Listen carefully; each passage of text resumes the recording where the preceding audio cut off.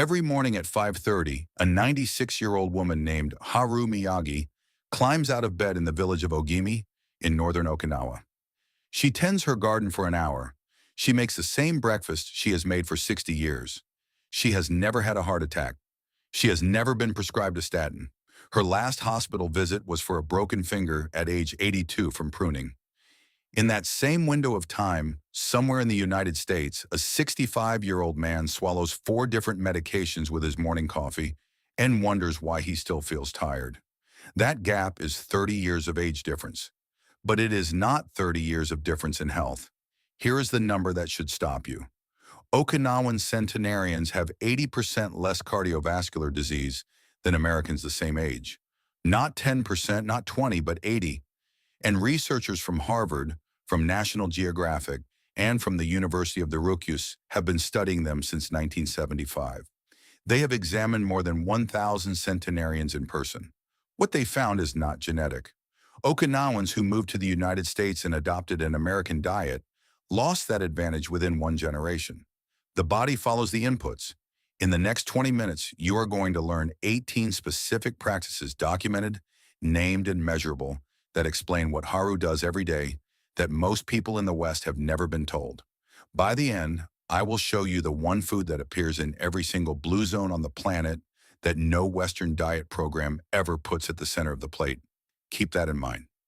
And around minute 17, I will explain why the modern version of the most popular health habit of the last decade, something sold in every pharmacy, actually speeds up the problem it claims to fix. One more thing I will say for the end, because it only makes sense once you understand the first two. Here is what most people in their 50s and 60s have been told. Eat less, move more, take your supplements, and watch your macros. Okinawan centenarians have done none of that. They have never counted a calorie. They do not own a scale for food. They do not take protein powder, fish oil capsules, or multivitamins.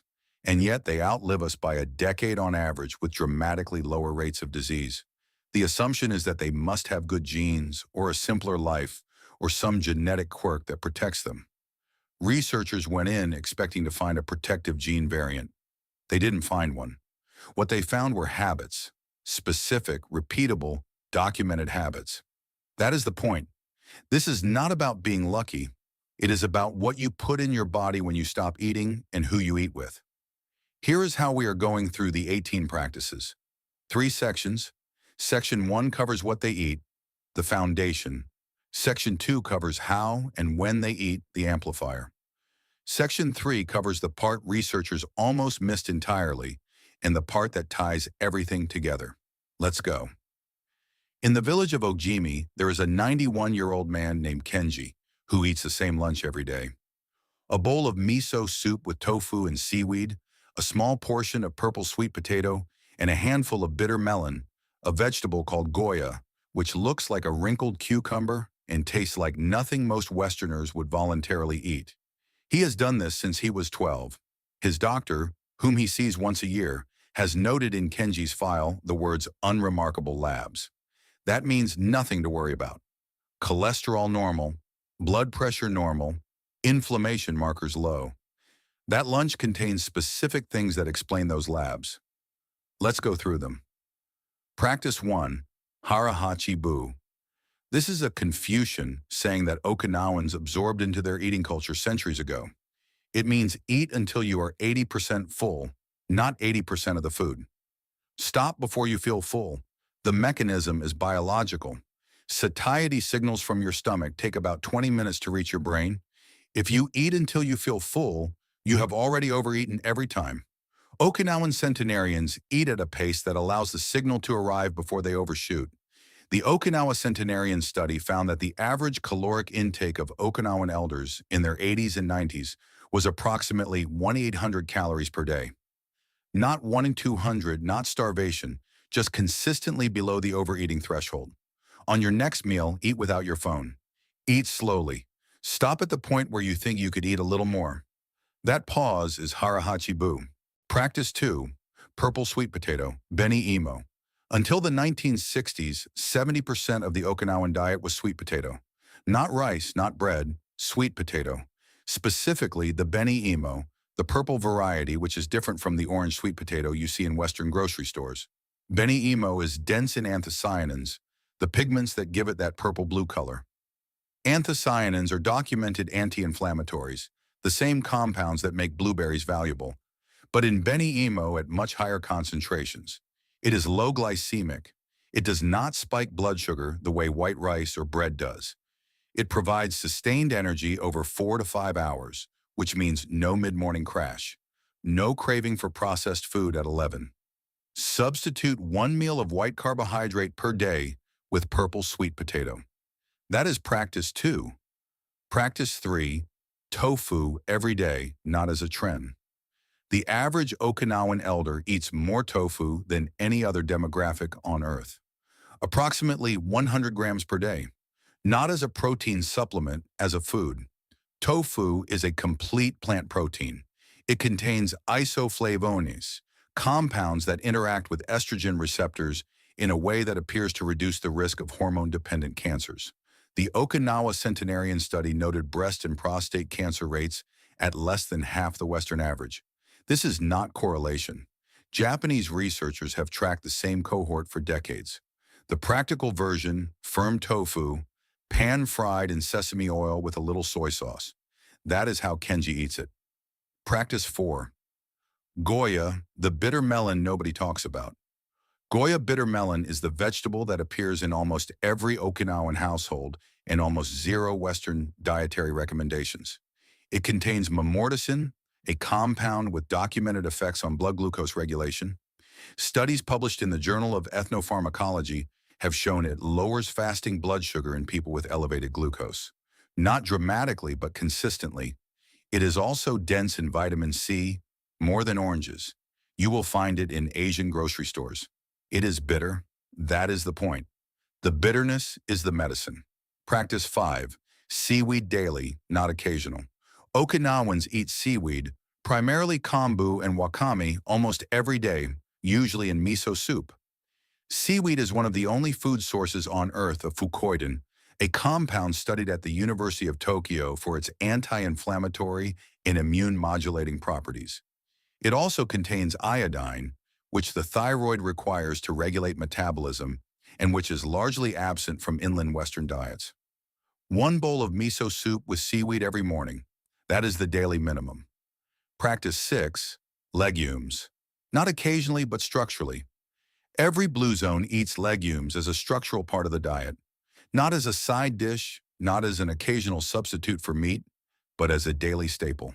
Soybeans in Okinawa, fava beans in Sardinia, black beans in Nicoya, lentils in Loma Linda.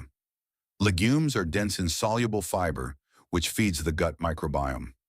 The American Gut Project found that people who ate more than 30 different plant foods per week had measurably more diverse microbiomes than those who ate fewer. Okinawans do not count plant varieties, but they eat a rotating mix of legumes, vegetables, and fermented foods that naturally achieves that diversity. 1 cup of legumes per day. It does not have to be the same variety each time. Take a moment right now and notice. Do you eat any of these 6 foods regularly? Not occasionally, regularly. If the answer is fewer than 3, that is where the gap between you and Haru's longevity lives. This is only the first third. Around minute 14, I'll show you the specific food that researchers found in every single blue zone. The one item that makes everything in this section work at a deeper level. Hold that thought. You just heard what Okinawans eat. Now here's the part that surprised researchers more than the food itself. It is not just what they eat. It is the environment in which they eat it. Practice 7. Moai, the group that keeps you alive. In Okinawa, there is a social structure called the moai. It is a group of approximately 5 people who commit to meeting regularly for life. They share resources, emotional support, and accountability. These groups form in childhood and often last more than 90 years. Researchers at the University of California measured the biological effects of social isolation. Chronic loneliness raises cortisol levels, suppresses immune function, and is associated with a 26% increase in premature mortality. That is the same mortality risk as smoking 15 cigarettes a day. Okinawan elders do not experience loneliness the same way isolated Western retirees do. They have a structural commitment to other people. It is not incidental. It is designed. The modern version of this, social media, text messages, video calls, does not produce the same biological effect. These are parasocial substitutes. They stimulate the appearance of connection without the physiological benefits of physical presence. Identify 3 to 5 people you can commit to seeing in person at least twice a month. Not a formal club, just a recurring commitment. Practice 8, Ikigai, a reason to get up. Ikigai is a Japanese concept. It translates roughly as reason for being, the intersection of what you love, what you are good at, what the world needs, and what you can be supported for doing. Okinawan centenarians do not retire in the Western sense. They do not stop having a purpose. Haru's garden is her Ikigai. Kenji's is teaching younger men in his village how to make traditional tools. The Blue Zone research team found that people who could articulate a clear life purpose lived an average of 7 years longer than those who could not. 7 years from having something to get up for. Practice 9, natural movement. No gym, no protocol. The Okinawan elders do not go to the gym. They do not have a structured exercise routine, but they are never sedentary. Gardening, walking, cooking, cleaning, low-intensity movement distributed throughout the day. The Okinawan concept is Shien no Onundu, natural movement. The body stays functional because it is used continuously, not in concentrated bursts. A 20-20 study published in JAMA Network Open found that breaking up sedentary time with movement every 30 minutes had measurable effects on blood glucose and cardiovascular markers even when total exercise volume was low. No more than 90 minutes without standing up and moving. Set a timer if you need to. Here is a contrast that should make you uncomfortable. In 1980, before fast food chains reached Okinawa, Okinawans had the highest life expectancy of any group on Earth. By 2000, the younger generations in Okinawa, those who had grown up with McDonald's and KFC, which opened there in the 90s, had worse obesity rates than mainland Japan. The generation that ate the traditional way still lives to 100. The generation that adopted the Western diet does not. Same island, same genetics, different food environment, different outcome. This is the clearest natural experiment in longevity science we have, and the conclusion is unambiguous. Practice 10. Fermented foods, the gut comes first. Miso, fermented soybean paste, is the backbone of Okinawan breakfast. Nukazuzuki, vegetables pickled in rice bran, are eaten regularly. The fermentation process produces live bacteria that colonize the gut. A healthy microbiome is now understood to regulate inflammation, immune function, and even mood through the gut-brain axis. Research from the Broad Institute at MIT has linked microbiome diversity to reduced markers of biological aging. Okinawans did not know the science, but the practice was there centuries before the research. 1 serving of fermented food per day. Miso soup, kimchi, yogurt, kefir, sauerkraut. Notice your energy level at 3 p.m. today, a sustained flat energy curve. No crash, no craving is the signal that your gut microbiome is working. A sharp crash is the signal it is not. Practice 11. Alcohol in context. Awamori, not wine alone. Okinawans drink awamori, a distilled grain spirit, in small amounts, typically with meals, in a social context. This is not a recommendation to drink. The important point, no Blue Zone drinks alone, in isolation, or to manage stress. If alcohol appears in a long-lived population, it appears at the table with other people in moderate amounts. Practice 12. Sunlight 20 minutes outside. Okinawa is at a latitude that receives strong sunlight year-round. Okinawans work outdoors. They garden. They walk. Vitamin D deficiency is associated with increased risk of cardiovascular disease, cognitive decline, and depression. The supplement industry sells more vitamin D than almost any other product, but sunlight triggers additional pathways, including nitric oxide release in the skin, that supplementation does not replicate. 20 minutes of direct sunlight per day, not through glass, outside. Now you have practices 1 through 12, the foundation and the amplifier. At minute 17, I will show you why the most popular health supplement of the last decade, actually accelerates the problem it claims to fix. We are almost there. Here is what researchers almost missed. They went to Okinawa expecting to find the answer in the food. And the food matters enormously. They expected the answer to be in the movement. And movement matters. But the thing that separates the oldest Okinawans from the merely long-lived ones, the factor that did not appear in the initial research until the team spent more time in the villages, was something that does not show up on a food diary. It is the structure of the day itself. Practice 13. Time-structured eating, circadian alignment. Okinawan elders eat their largest meal at midday. Their evening meal is small. They stop eating before dark. They were not practicing intermittent fasting. They were not following a 16.8 protocol. They were simply eating the way their culture had always eaten, aligned with daylight. And here is the modern trap. The most popular version of time-restricted eating today emphasizes skipping breakfast and eating most calories in a window from noon to 8 p.m. That 8 to 8 or later window means the last meal of the day is eaten when the body's metabolic rate is declining and insulin sensitivity is lowest. Okinawans do the opposite. Big meal midday, small meal early evening, no eating after dark. A 2022 study published in Cell Metabolism found that early time-restricted eating, aligning food intake with the body's circadian rhythm, front-loading calories to the first half of the day, produced significantly better outcomes for blood pressure and insulin sensitivity than late time-restricted eating. Even when total calories were identical, the supplement industry sells melatonin, digestive enzymes, and sleep aids to manage the consequences of eating late. The fix is not a supplement, it is the timing. Practice 14. The universal blue zone food. Earlier, I said there is one food that appears in every blue zone on the planet, every single one. It is not fish, it is not olive oil, it is not green tea, it is the legume. Soybeans in Okinawa, fava beans in Sardinia, black beans in Nicoya, lentils in Loma Linda. The specific variety changes. The structural role does not. Legumes appear in every blue zone because they provide soluble fiber, which feeds beneficial gut bacteria at a caloric density that prevents overeating. They also contain resistant starch, which feeds the microbiome differently from regular fiber, promoting the production of short-chain fatty acids that reduce systemic inflammation. No Western diet program puts legumes at the center. Most of them restrict or eliminate them. That is the inversion. 1 cup per day, at least 4 days per week. That is the minimum the research supports. Practice 15. Structural stress management.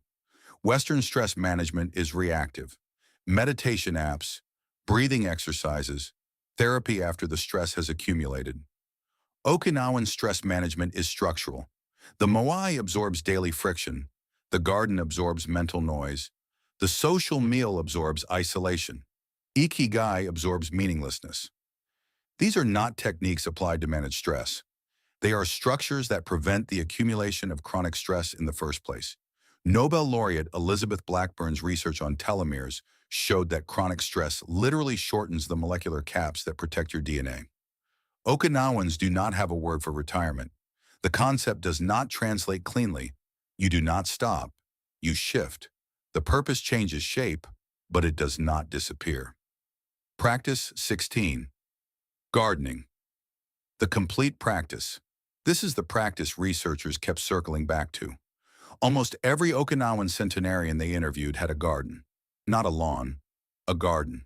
Something that required tending, something that produced food, something that had to be returned to every day. The garden provides low-intensity physical movement, sunlight exposure, sense of purpose, connection to food origin, and mild cognitive engagement all simultaneously. It is not one practice. It is most of the practices compressed into one daily activity. You do not need land, a window box, a balcony planter, or 3 pots on a kitchen windowsill will do. The practice is the tending, the return, the daily commitment to something alive that depends on you. Practice 17. Shampuru. The cooking method. The central cooking technique in Okinawa is shampuru, a stir-fry method using sesame oil, short cooking times, and multiple vegetables combined with tofu or pork in small amounts. The short cooking time preserves heat-sensitive nutrients that longer cooking destroys. The sesame oil provides lignans, plant compounds with antioxidant properties. The combination of tofu and vegetables in one pan means a nutritionally complete meal in 15 minutes. The pattern: cook from recognizable ingredients. If you cannot identify what the ingredient was before it became food, that is the signal. Practice 18. The compound that ties all of it together. Here is the piece researchers almost missed entirely, and the reason I saved it for last. Every practice in this video, the food, the movement, the social structure, the daily rhythm produces its maximum effect only when it is done consistently over years, not weeks, years. The Okinawa centenarian study found that the centenarians they examined were not exceptional at any single thing. They were not extreme eaters, extreme movers, or extreme meditators. They were consistent, moderate practitioners of a complete system for their entire adult lives. The compound effect in biology is not linear. Small, consistent inputs produce nonlinear outputs over time. The gut microbiome requires months of consistent feeding to meaningfully shift. Telomere preservation is a decades-long process. Bone density responds to daily loading over years.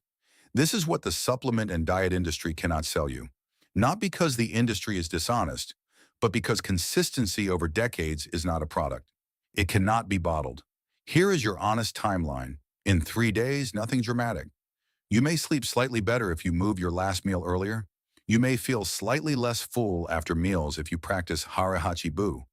In 7 days, your body starts to register a different rhythm. Morning hunger shifts earlier. Afternoon energy stabilizes. In 30 days, if you have maintained practices 1 through 6 consistently, your gut microbiome has begun to shift. You will notice changes in digestion, in energy stability, and potentially in mood. In 90 days, the practices are no longer decisions. They are defaults. That is the point at which Blue Zone habits stop being a protocol and start being alive. After 1 week, notice this. Do you wake up hungry before 1 a.m.? If you do, your circadian eating rhythm has begun to reset. That is the biological signal the system is working. So, let's bring this back to Haru. She is 96. She did not design a longevity protocol. She did not read a study. She grew up in a culture that made the right things easy and the wrong things unavailable. We do not live in that culture, but we can borrow the practices. The system is this: eat mostly plants, stop before you are full, eat your biggest meal at noon, ferment something, tend something alive, and commit to a small group of people for the long term. We count calories, they do not. We supplement, they do not. We optimize. They just live.